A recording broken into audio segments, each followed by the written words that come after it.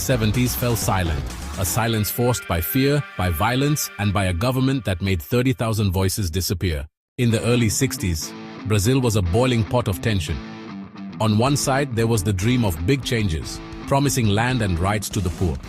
On the other side, there was the fear of turning communist, a fear that brought together the rich, the middle class, and conservative groups. The country was broken, with each side seeing the other as a deadly threat. The economy was spinning out of control. Soaring inflation was eating away at people's paychecks, making everyday life a struggle. In response, general strikes shut down the country, closing factories and ports. The streets became places of fighting and uncertainty.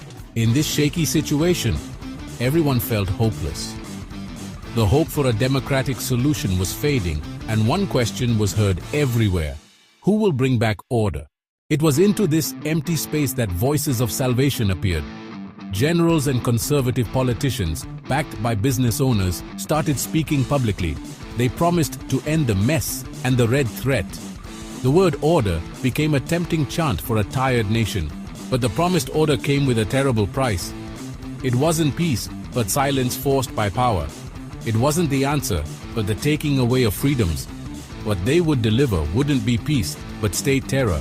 The collective fear, fed by the chaos, made people forget about democracy. The crisis was used as an excuse, and the military takeover was presented as the only answer, breaking democracy in the name of supposedly saving it. Remembering is important, so we don't repeat the past. This episode is brought to you by Brand X, which supports keeping Brazil's history alive. The early morning of March 24, 1976 was the start of a nightmare. While the country slept, the military carried out a careful plan. Isabel Perón's government, already weak, fell apart in hours. That morning, Argentina's democracy was taken over. A military group took power. General Jorge Rafael Videla, Admiral Emilio Macera, and Brigadier Orlando Agosti. Together, they presented themselves as the country's saviors, promising to bring back order. Their plan had a name: Process of National Reorganization. In official statements, the words spoke of good morals and fighting against troublemakers. It was a show of patriotism to excuse what couldn't be excused. But behind the fancy words, the real order showed itself in the darkness. The sound that defined the new era was that of Ford Falcons with no license plates, stopping in the middle of the night. Armed groups broke into homes, dragging people from their beds in front of terrified families. They weren't arrested, they were disappeared. A new and terrible word. Not having a record was a weapon of mind games. For families, a desperate search began.